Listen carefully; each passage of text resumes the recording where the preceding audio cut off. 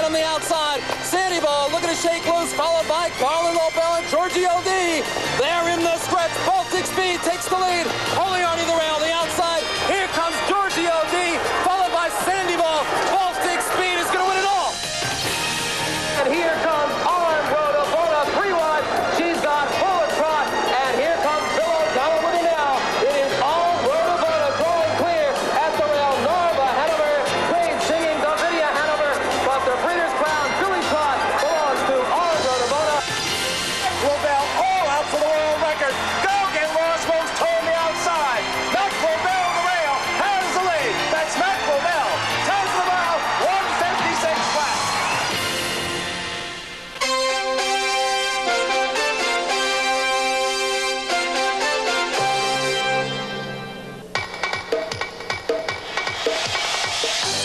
Tonight, live from Rosecroft Raceway in Oxon Hill, Maryland, it's the 3-year-old filly Trot with a purse of over $350,000. Breeders' Crown 88 is being brought to you by Pompano Park, the winter capital of harness racing. And by U.S. Air, serving over 130 cities across the U.S. and Canada. And by Budweiser, Beechwood Aged, for that clean, crisp taste. This Bud's for you. In a division of the Breeders' Crown that has showcased some of the brightest and fastest stars of our sport, young ladies are under the lights and in the rain near our nation's capital tonight. And unlike Major League Baseball, there are no rainouts or rain delays. We'll go with our World Series for the 3-year-old trotting fillies on a sloppy racetrack. Hi, everybody. I'm Dave Johnson, and welcome to Rosecroft Raceway. Stan Bergstein, we saw a lot of Tommy Lasorda this week. Who's the Tommy Lasorda of the trotting set? Well, like Lasorda, we have a man who has wielded magic. 37-year-old Swedish trainer Jan Jansson, or Jan Johnson, if you prefer to Americanize his name. Let's do that. Okay. We'll do it. Has trained 5 of the 10 horses in this field, and 2 others are also trained by a young Swede. Jan Nordin has made 2 more in the total of 7 trained by Swedes. Now, with 5 horses trained by Jan Jansson, why are they not all coupled in the wagering? In Maryland and many other states, the Racing Commission has the prerogative to uncouple entries, horses that are trained by the same trainer, if they are owned by different people. And only 2 of the horses, fillies, in the 5-horse entry of Jan Jansson, Stage Entrance and Anamosa Hanover, are owned by the one man, Bob Waxman of Canada. The other 3 are owned independently. That's Tarport Bridget, Namara Hanover, and Kit Lobel. Now, as we take a look at the horses themselves, in the breeding lines, there are some common threads. A very common thread. 80% of the field sired by 2 horses, the 2 greatest trotting stallions in the sport. Speedy Crown, who stands at Lana Lobel Farm of New York, has sired 209 2-minute trotters. He has sired the winners of $60 million. Wow. Super Bowl, who stands at Hanover Shoe Farm in Pennsylvania, has sired 149 2-minute trotters, which is the standard of excellence in trotting, and has sired $37 million in winnings by his sons and daughters.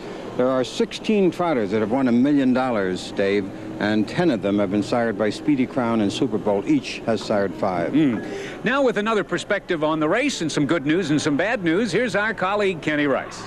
Thanks very much, Dave. In our version of the Fall Classic, there will be no Kirk Gibson-like heroics tonight. The leading 3-year-old trotty filler this year is Nan's Catch, and she will not be here because of a bone chip in her knee. It is one that has forced her into retirement. Nan's Catch has been very impressive all season long, racing on the big tracks. She won the Hambletonian Oaks. In her last effort in Lexington at the Red Mile, she took the Fillies Futurity in a very strong fashion, winning it in straight heats. But just after that race, they discovered the bone chip, and so they have retired her. That is the bad news. The good news for the racing fans, though, is this is a wide open race. There's also some good news for the folks that have Nan's Catch now at Cane Run Farm in Georgetown, Kentucky. They are very excited about the prospects of her as a broodmare for next year. Dave? Well, let's take a look at the morning line now. All horses, starting here with the morning line at the right-hand side. We have Stage Entrance and Anamosa Hanover starting morning line favorites at 5-2. Carey's Crown at 8-1, and Traffic Jam starts at 3. Nalda Hanover is at 6. Nettie M at 12. Tarport Bridget at 10. Namara Hanover starts at 12-1. And finishing up, Kit Lobel at 6 and China Smoke at 5. We'll be right back with tonight's Breeders' Crown action after this.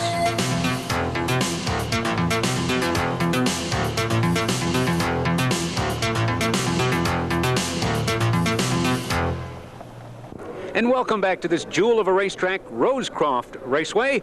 And in taking a look at the track conditions, it is listed as sloppy, although the rain has subsided. The wind will be no factor, 5 to 10 miles an hour.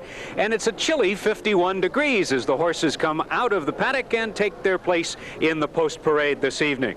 And Stan, before we take a look at the field, there is an international race cross town at Laurel this weekend, but there's certainly an international aspect to this race. Well, the international right here, there are two owners from Canada, or two horses owned in Canada, one owned in Italy, one in Hong Kong, one in Thailand, one in Norway, and two in Sweden. That's an international flavor. It certainly is. And as we hear the call to the post, and the Trotters are coming onto the track now. Let's take a look first at stage entrance number 1. The leading money-winning filly of 1987 when she won $411,000, and she has $663,000 on her card. And the driver is Bernd Lindstedt, who has won over $1 million in purse money every year since 1984. He won the very first Breeders' Crown. Coupled in the wagering with stage entrance is Anamosa Hanover, number 1A. Both owned by 33-year-old Bob Waxon of Ancaster, Ontario. The filly of the year last year, Anamosa Hanover, was named. She won $518,000 going into this race. And the driver is Bill O'Donnell, who has 7 Breeders' Crown champions to his credit. O'Donnell has driven in 32 of the 45 crowns to date. And we'll take a look now at number 2, Carey's Crown. This filly doesn't figure on paper to be in this race. She's only won $35,000, but in her last start at Yonkers Raceway, she won a division of the Lady Suffolk Stake. Her owners decided that earned her a chance in here. And Buddy Gilmore is the driver, and according to the best drivers in the sport, he is the best driver in the sport, one of only 4 drivers to win more than 5,000 races. Number 3 is on the track. That's Traffic Jam. It's actually Traffic Jam S, which means that she was born in Sweden, and she made her last start, as a matter of fact. Her last 2 starts at Stockholm, Sweden, was flown here for the race, and she has won $462,000, was a former stablemate of stage entrance in Anamosa Hanover. And the driver is Jan Nordin, the son of the famous father-son team Nordin, who Jan himself has driven the winners of more than $9 million in purses. The next horse is number 4, Nalda Hanover. She's won $151,000 this year, and she is co-owned in New York City and by one of the largest stables in Italy, giving another international flavor. And the driver is Mickey McNichol with 16 Breeders' Crown starts. He has amassed just shy of $1 million in earnings, and he's won 2 Breeders' Crown events, close to 2,000 races in his career. Let's take a look at Nettie M, number 5. What's a horse with only $21,000 doing in here? Well, she is owned and is driven by one of the most enthusiastic owners in the sport, an amateur driver, Paul Spears, who's the executive vice president of Hanover Shoe Farm. She's eligible, she was named, and he named her in. And Spears is also president of the Standardbred Horse Sales Company and a member of the prestigious Hambletonian Society. He'll be in the bike tonight. And the next horse, number 6, Tarport Bridget. Big winner this year with $309,000 in her card. She has won 11 of 14 races this year and has been 13 times first, second, or third, and one of the top choices, obviously. And Jan Janssen, a great trainer, is also a pretty good driver. He's managed to amass $3.1 million in purse money as the driver. And here's number 7, Namara Hanover. Here's another of the Jan Janssen or Jan Janssen stable. There he has 5 in here that he trains, and this is another Namara Hanover, $100,000 winner this year. And the driver is Lloyd Gilmore, one of the prosperous driving Gilmore brothers, who along with Buddy, George, and John have worked up through the ranks of harness racing. He was a trainer at the age of 13. And now here's Kit Lobel, number 8, coming onto the racetrack. Owned in Sweden by Johan Dieden and trained by Jan Janssen, $161,000 won this year, $257,000 life. And at the reins tonight is Ron Waples, born into a racing family, joined the stable of his cousin, Hall of Famer Keith Waples, and Ron Waples has over $33 million in career earnings and has won over 4,500 races in a 20-year career. Here's number 9, China Smoke. She has been first or second 10 times in 15 starts, and in her last outing here at Rosecroft, she equaled the track record of 3-year-old fillies of 159 2/5 for the mile. And the youngest driver in the race is handling China Smoke, 24-year-old Richie Silverman in his 5th year of driving. He demonstrates a challenge. Actually, he keeps tired horses alive in the stretch. We'll see how he does with China Smoke tonight. And we're so pleased to be here at Rosecroft Raceway, and with Stan Bergstein as our host, the president of Rosecroft. Here's Bill Miller with Stan. And Bill Miller is also president of Free State Raceway here in Maryland. His grandfather founded Rosecroft Raceway. His father was president. He's a 3rd-generation president of this track. And you got probably the best news in the 3 generations this morning. Oh, that's right, Stan. Today I got a call from Tim Rooney, and he has awarded us the Messenger Stake. And it's going to be an honor and a pleasure for Maryland Racing to be part of the Triple Crown event. This is extremely significant for two reasons. The Messenger is part of the Triple Crown with the Cane Pace and the Little Brown Jug in Delaware, Ohio, and you're going to race it as a package of within 1 month, right? That's correct.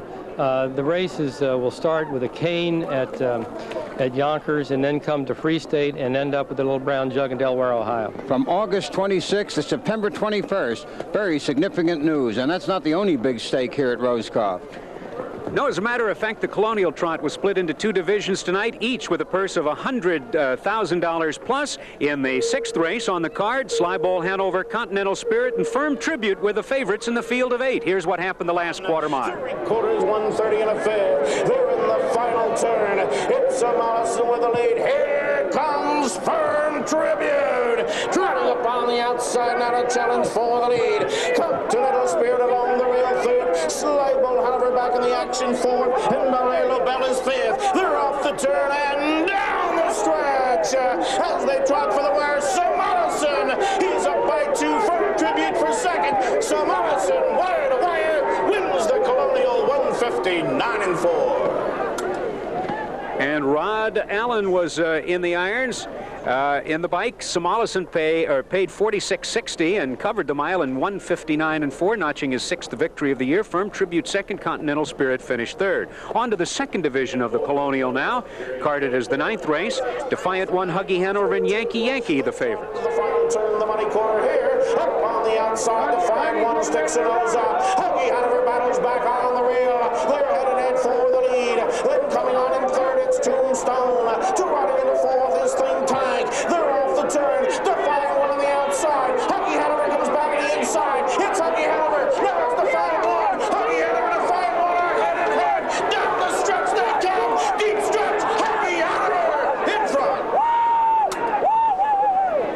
The winner of the Kentucky Futurity earlier this season, Huggy Hanover, notches his 3rd straight victory, and Ron Waples looks like he's got a hold of the track tonight. The time, 2:02.4 in the second division of the Colonial. Defiant 1 was second, and Tombstone was third. Now let's look ahead to the Breeders' Crown and take a look, and they are really betting the favorite here with Stage Entrance and Anamosa Hanover, the 3-5 choice. Carries Crown at 35, Traffic Jam at 5, Nalda Hanover at 40, and we'll take a look at the other horses and see that Tarpoy Bridget is down to 6-1. We'll be back after this.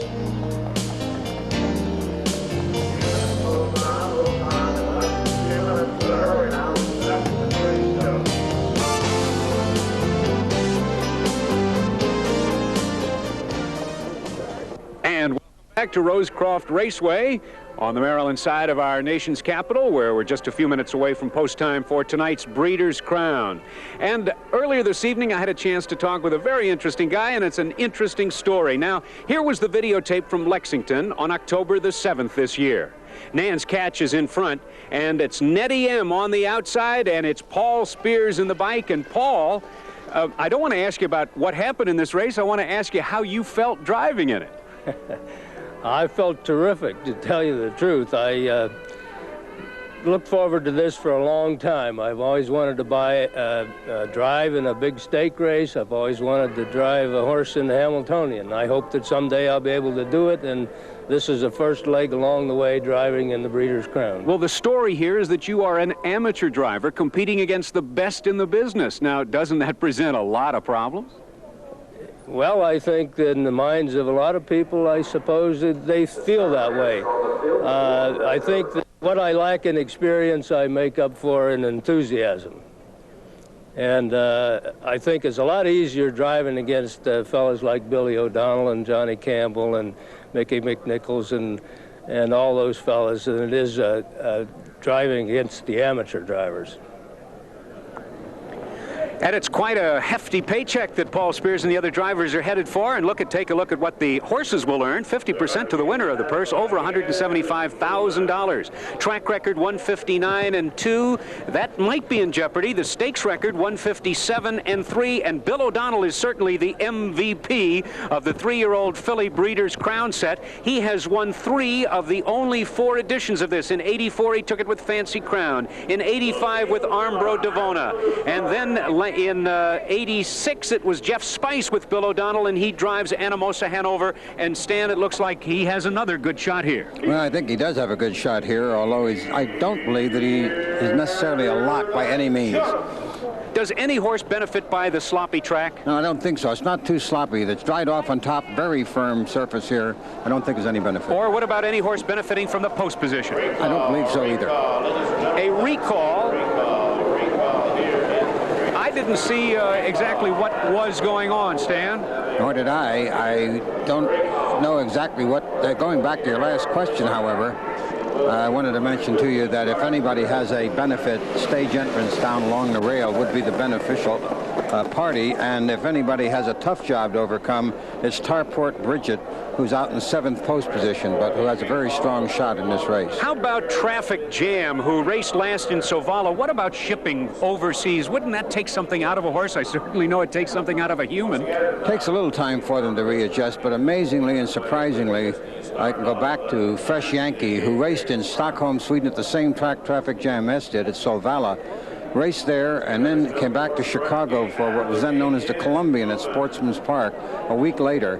And after traveling that 10,000 miles, trotted exactly the same time, 2:02, as she had in Stockholm. Now, we talked about post positions. If you imagine the word post positions as the rail and the right side of your screen as the starting gate, you can see that stage entrance and then work out from there. And you can see that Kit Lobel and China Smoke will be starting in the 2nd tier.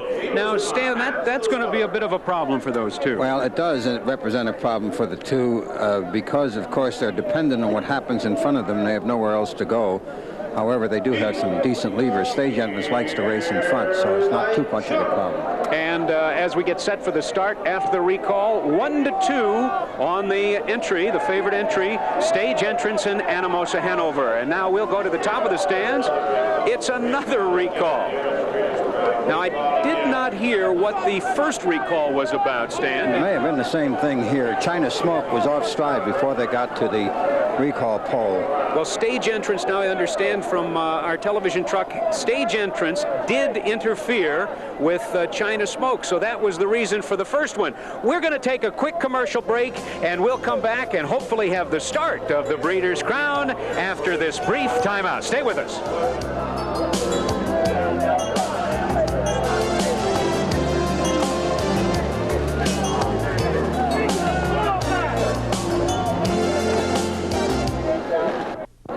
We're back with the 3-year-old trotting fillies in the Breeders' Crown. We've had 2 recalls, one because of interference, one because of broken equipment, and 1-2 for the favorite entry of stage entrance in Anamosa Hanover. We'll see if China Smoke gets up in position this time, trotting well now as they come in behind the gate. And Billy Perkins, the track announcer, announces that here they come. So let's zero in on this edition of the Breeders' Crown from Rosecroft. And there they go, and the Breeders' Crown is underway and trotting out for the lead. Stage entrance down along the rail shows in front. Traffic Jam S up on the outside, second as they swing into that turn. It's Nalda Hanover up on the outside, third down along the rail, fourth. That's Kit Lobel. Trotting away in 5th. It's Carey's Crown. Take him down the back lane. China Smoke in 6th. Nettie M gets away in 7th. Then racing in 8th is Tarport Bridget, followed by Namara Hanover in 9th. And the early trailer on the back lane, Billy O'Donnell and Anamosa Hanover. The quarter time turned in 29 1/5. This field swings around that paddock turn the first time, and out there on top, Jan Nordine in Traffic Jam S has the lead. They'll swing off the turn in front of the grandstand as they approach the halfway mark, and they're out and rolling early here. They're 4 wide as they come to the half. Jan Nordine takes a look at the field with Traffic Jam S. He's got the lead. Rushing up on the outside, Tarport Bridget second to go after that leader, the half of a minute and 3. On the rail in third is Nalda Hanover. Buddy Gilmore puts Carey's Crown in a good good position on the outside fourth. Ron Waples, Kit LaBelle along the rail fifth. Richie Silverman, China Smoke ready to strike from sixth. Nettie M. Paul Spears in seventh. Anamosa Hanover, Bill O'Donnell slips up the rail eighth. Lloyd Gilmore and Namara Hanover in ninth. And they move down the back lane. The distant trailer now is Stage Entrance. As they approach the three-quarter mark, Traffic Jam Ass leads the pack by a neck. 6 panels turned in 131.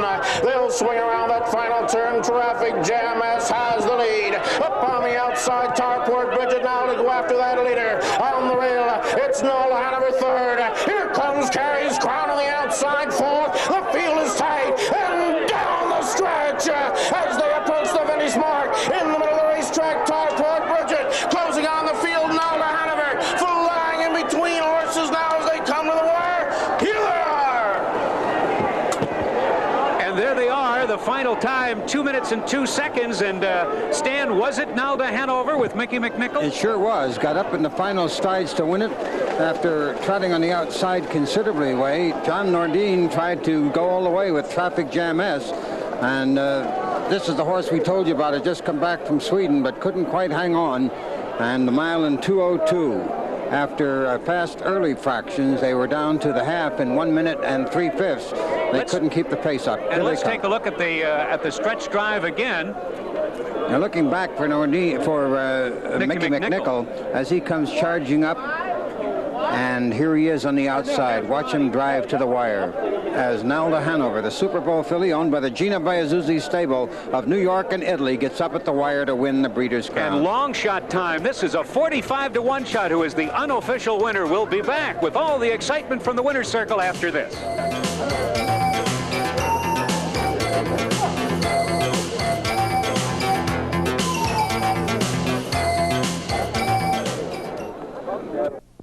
We're back. Breeders' Crown at Rosecroft. It's still unofficial, but Nalda Hanover was first under the wire, and in the winner's circle, Kenny Rice with driver Mickey McNichol. Thanks, Dave. Congratulations, Mick. Thank you, Ken. You were laying second, you said, about the half behind Nordine, and I know that you felt comfortable at that stage. Yeah, I thought John's horse would go on a little more, but he tired in the last turn. I was able to squeeze out. Your horse goes in tonight. She is at 45-to-1. We were talking earlier. You didn't think that she was a 45-to-1 shot coming in here. Well, they had her 4-to-1 on the program. I thought she'd be 10-to-1 or so, but she got a little lucky trip.